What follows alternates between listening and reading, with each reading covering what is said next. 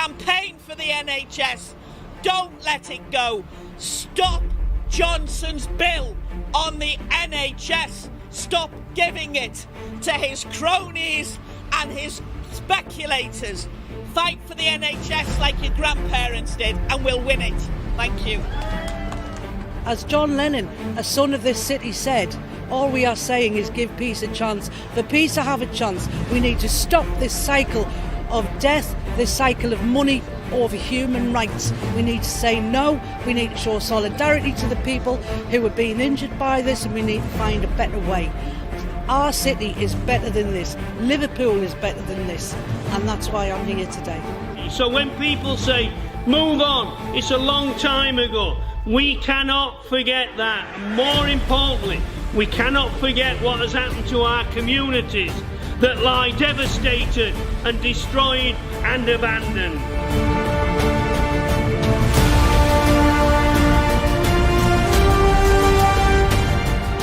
Welcome to the 5th episode of MPATV. It's not just for pensioners, but for everyone. Tories out! Tories out! Tories out! Tories out! The Tory government is dismantling the NHS. They plan to replace it with what they describe as integrated care systems. In plain language, it will mean the NHS will become the servant of multinational companies who will put profit before the needs of patients. More hospitals will close and more jobs will be lost. You will lose the right to see a family doctor. Private health corporations will decide policy, and the NHS will change into a US-style healthcare system. Nye Bevan, the founder of the NHS, said, "The NHS will last as long as there are folk left with the faith to fight for it." MPATV has been out following campaigners who are fighting to save the NHS. Well, we just wanted to draw attention to the fact that if this health and care bill goes through, that's the end of the NHS. It'll be totally privatised. Nye Bevan was asked how long will the NHS last, and he said as long as people fight for it, and we want to carry on fighting for it. It seems Keir Starmer and the right wing of the Labour Party are not fighting for us, so it's up to people like us, and we want to make the people aware so that the people come out and fight for our wonderful NHS. You'll have the big American insurance-based corporations moving in. I mean, people know about Centene having taken over 59 GP practices up and down the country, about 40 in London alone. And these things will go bit by bit by bit. It won't be a privatisation like the utilities or anything like that. They won't do that. It's not politically possible, it's not economically possible. It'll be bit by bit by bit. All of a sudden you'll find that large American insurance-based corporations are making all the decisions. Worst aspects of this is the public don't even know. This was not covered on mainstream media this morning, and it has got such a profound impact for every person in this country, because we really do need the health service. We're going to have an unregulated market with private corporations delivering the services, because the system is now geared towards profit, not people. What's going through Parliament today is a disaster for the NHS. It's a disaster for ordinary people. It's a disaster even for those who think they're a bit posh and they can pay a bit. We need the NHS for all of us, from birth to death. We need the NHS. Keep fighting, folks. Campaign for the NHS. Don't let it go. Stop Johnson's bill on the NHS. Stop giving it to his cronies and his speculators. Fight for the NHS like your grandparents did, and we'll win it. Thank you. Boom time now for companies. The private sector scripts are having a lovely time today. Public sector wages freeze and lots of jobs for them to take away. We won't let our service die. You told a lie, that's why making a lot of noise. Your time is up, Remover is coming to take you all away, because you're sick little Tory, sad little Tory, cruel little Tory boy. Stay with us, because later on in the programme we will be talking to former miner John Dunn about the Orgreave Justice Campaign.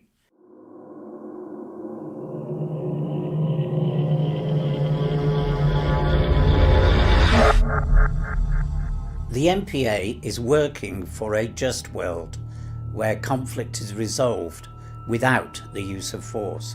So it will come as no surprise to viewers that we've been out campaigning to stop an arms fair that is scheduled to take place in Liverpool. The organisers of the electronic arms fair are expecting to host it from the 11th to the 13th of October 2021. The arms trade is corrupt, unstable, and fuels the death and maiming of innocent civilians across the world. The MPA and others were out in force lobbying Liverpool City Council at their last full council meeting. The fair is scheduled to take place in a council-owned venue.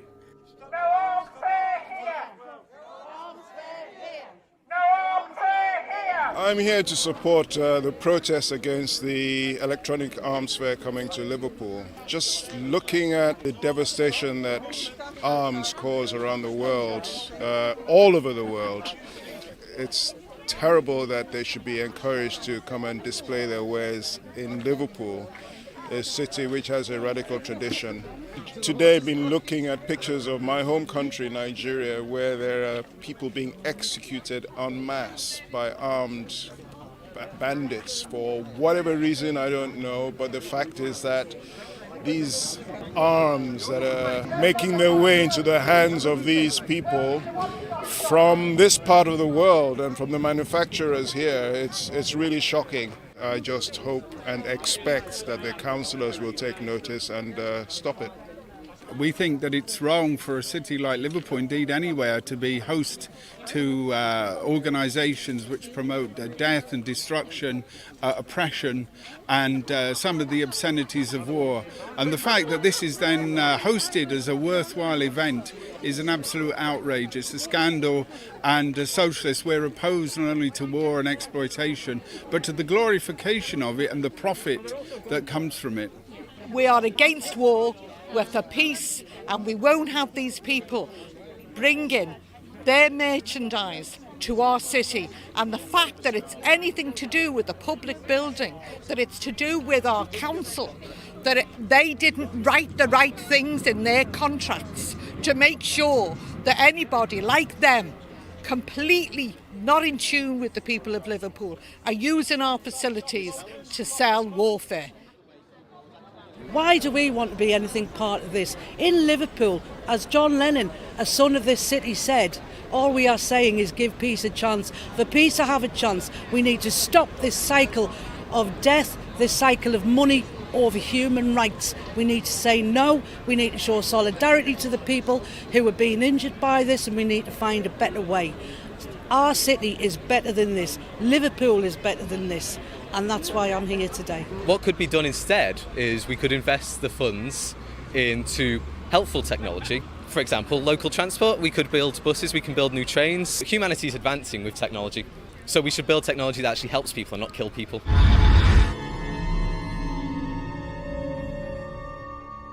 Liverpool is a city of peace. The council's decision not to oppose an arms fair scheduled to take place in a council-owned venue, effectively owned by the people of Liverpool, is bitterly disappointing.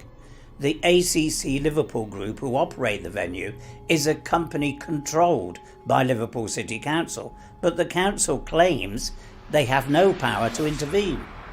Strange that, because the Local Government and Housing Act 1989 states clearly that the local authority have, quote, the power to appoint or remove a majority of the board of directors of the company.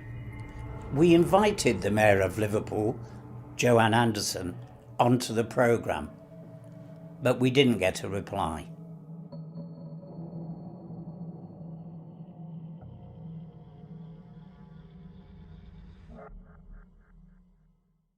The miners' strike began in 1984 when the then Prime Minister, Margaret Thatcher, broke an agreement with the National Union of Mine Workers and decided to shut down Cortonwood Colliery in Yorkshire.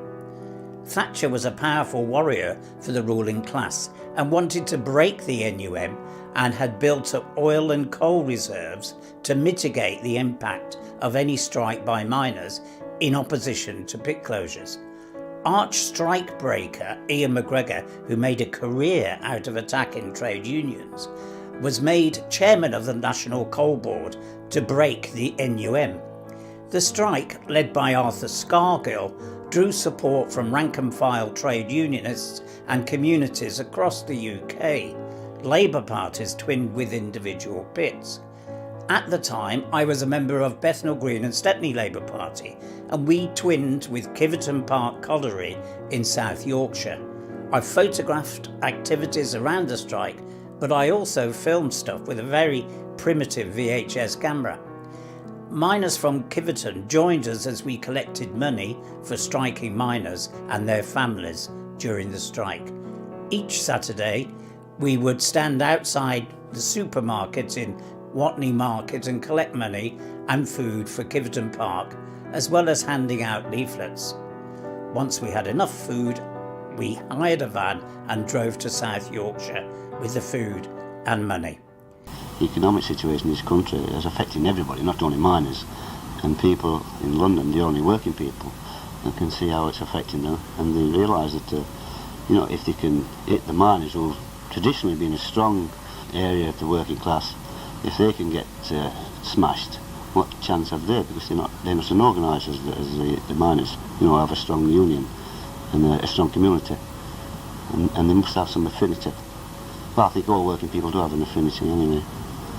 The miners were really up against the forces of the state.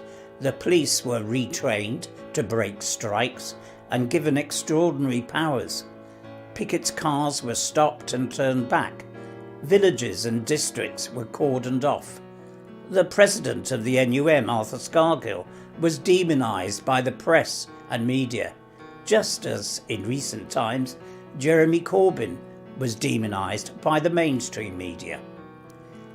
An old friend of the MPA, former miner John Dunn, has been campaigning for many years as part of the Orgreave Truth and Justice campaign.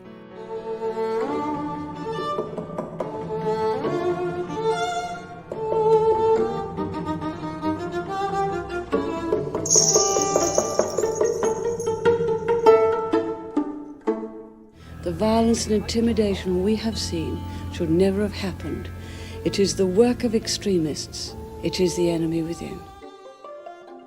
Amber Rudd stood up in Parliament on Halloween, channeling the spirit of Margaret Thatcher and all the dead Tory ghouls, and said, "There's no need for a public inquiry because it's been a long time. Lessons have been learnt. The police have moved on and learnt all the lessons. Tell the people who are protesting against fracking that the police have moved on and learnt those lessons." She also said, "Nobody died."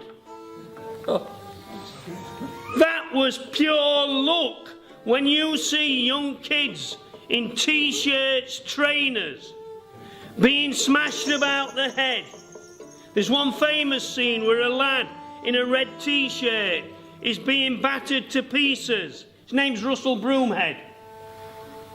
The copper was identified, was exposed, never ever charged, even though he's on every television camera doing that. Of course, there's the famous instance of the BBC saying it was us that rioted, that miners built barricades and rioted.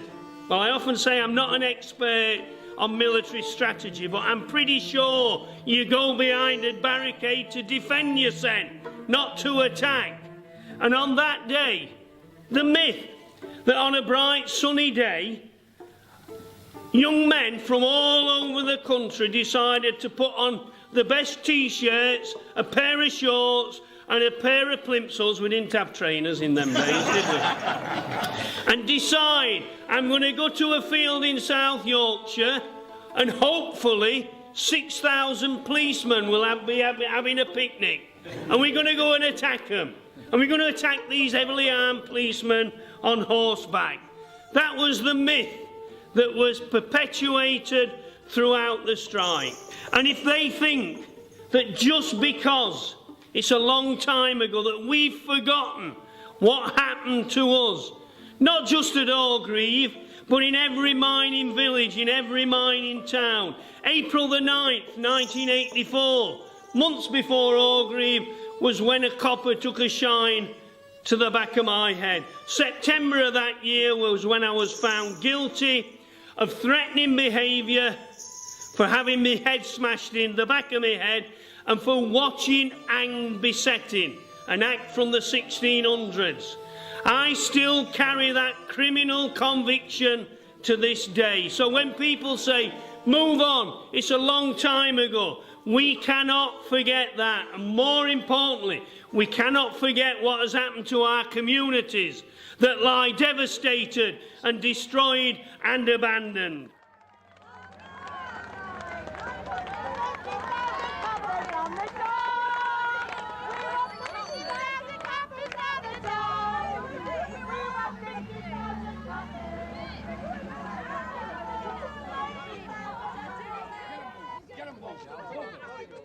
You know, the police, they were terrible with us.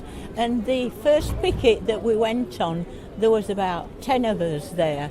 And it was at Silver Hill. So we went on to the picket line and there were only a few police there. And then all of a sudden, some more police came. And I don't know why they came. And everything changed. And they got very, very violent. And they picked 2 people up. And then they picked one of our women up.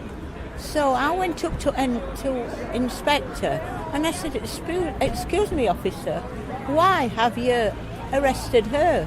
He says, get her and all. When they arrested Lynn, she'd got a little baby at home. And I went up to him and I said, look, she's got a little baby at home. Will you take me and let her go? And he just said she wasn't interested about the little bloody baby this morning, was she? And they wouldn't release Lynn at all because of the baby at home. They used to pull you by your hair. They were really brutal to us, weren't they, Doctor? Yeah. So do you think you'll get justice? We certainly cross our fingers, but the one thing that upset me when we got a Labour government after the strike, I fully expected them to reinstate our sack miners, and that didn't happen. And we still want justice for them. We still want justice for Orgreave. We still want justice for the way they ruined our communities and the people's lives that they ruined in the communities. And one day, hopefully, the sun shone in South Africa, it might shine on us. A striking miner's wife am I, and to me it's a case of do or die. For women are strong and women can cope. We can't afford to let our men lose hope. Women are standing alongside the men and will do so no matter what, why or when. So pull together, girls, and work as a team. It's not as difficult as it may seem. In a soup kitchen you'll find us working. I live in the East End of London and miners were coming to raise money and they'd come and stay at our flat. The miners' wives then started to come and I was at the film school looking to think of another project to work on. And it just seemed an obvious one to try and chart their lives and what they were going through. And was shocked to learn about the sort of lives those women had before the miners' strike. Breakfast, pots, tidy kitchen, clean up in your sitting room, go upstairs and make beds. Then it's lunch for them. Then it's tea time. Then it's bath time for kids. And then it's supper time. And then it's bed. And then it's up again. It's the same thing all the time. Wash and iron. I used to make my housework last night. Where I thought the film would be great detail about the women's activity during the strike. In fact, what happened, the film became much more about them talking about how their lives have been changed by the strike, and the activities they were involved in became merely illustrative in the celebratory song at the end of the film.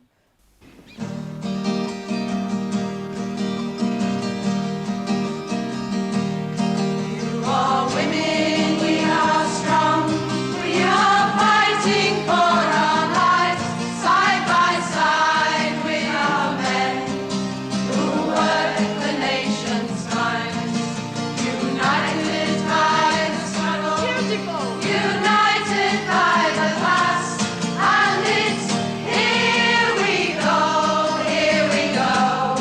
for the women of the working class.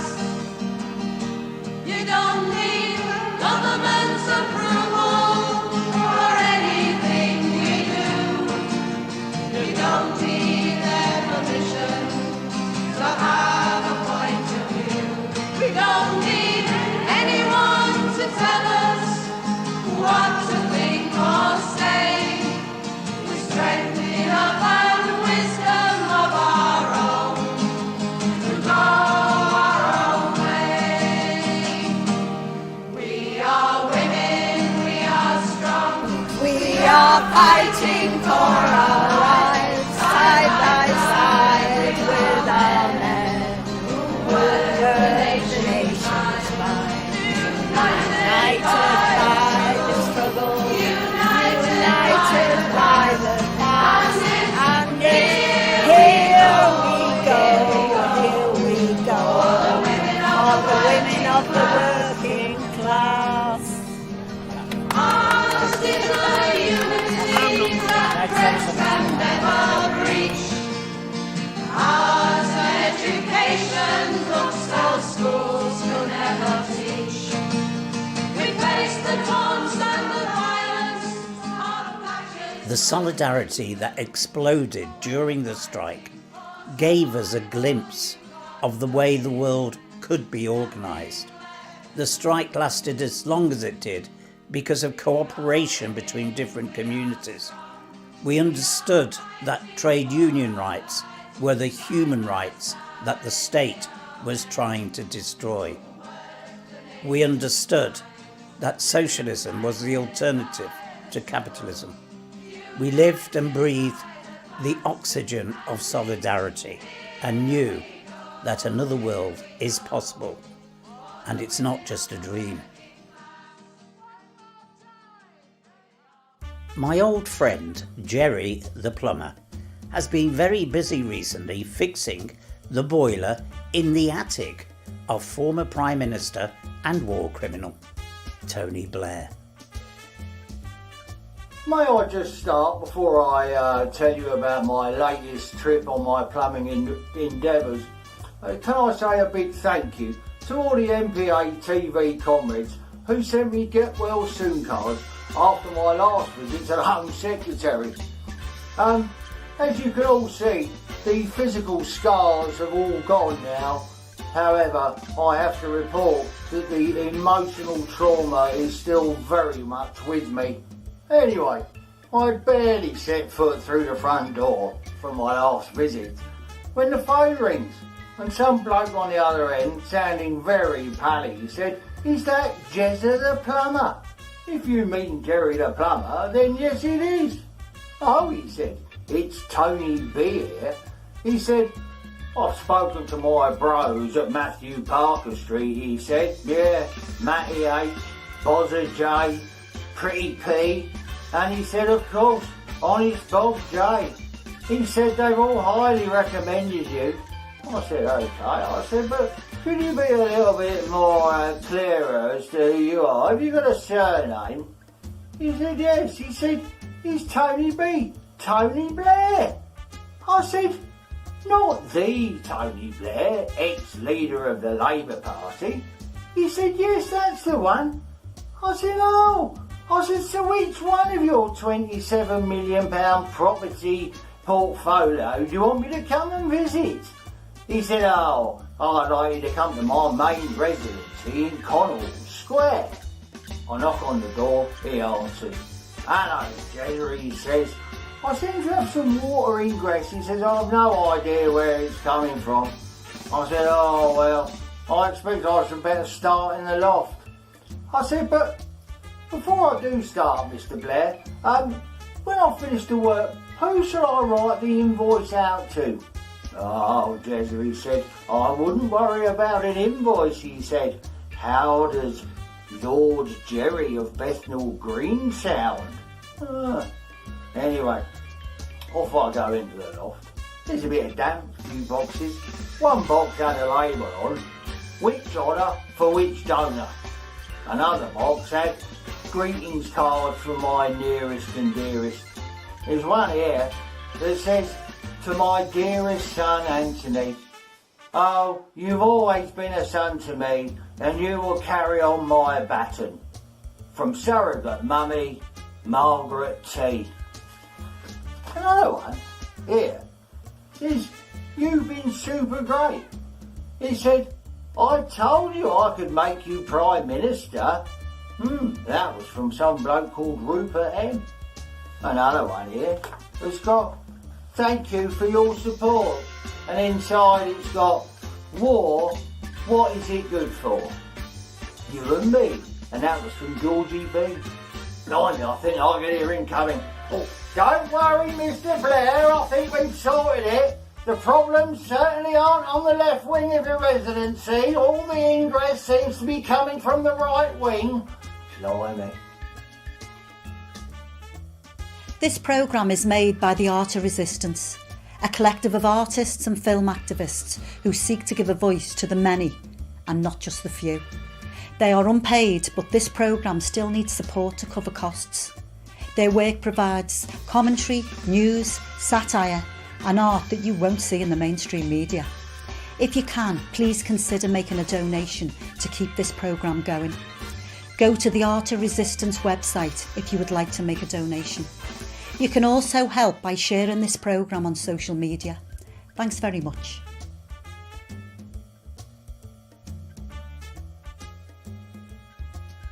Thanks for that, Karen. You can also buy original art on the Art of Resistance website. Every purchase will help us keep MPATV going.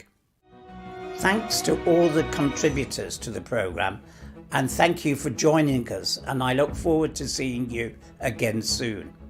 The programme was produced and edited by Hazya Hashim, and we both say stay safe and solidarity to you all.